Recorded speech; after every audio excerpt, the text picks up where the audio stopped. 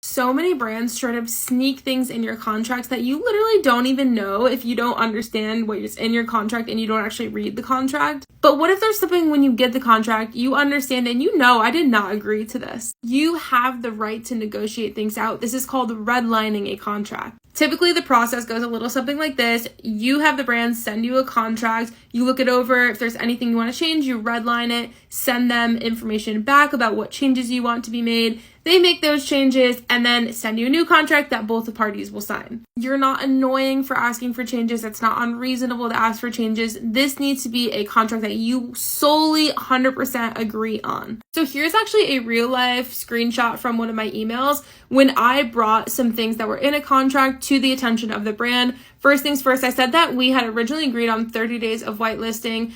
They put 90 days on there, so I just wanted to make sure that they changed that.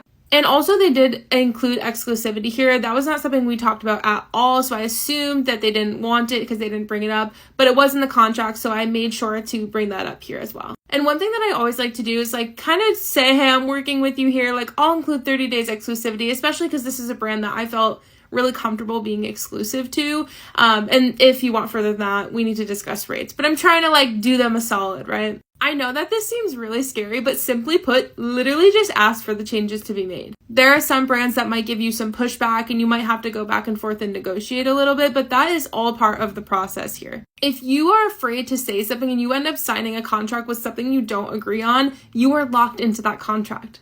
Contract can be so confusing, which is why I work with so many creators on a daily basis in our membership, in our messaging system, to literally help them with these negotiations as brands are bringing contracts to them. You have to be comfortable standing your ground and only signing contracts that you are so confident in.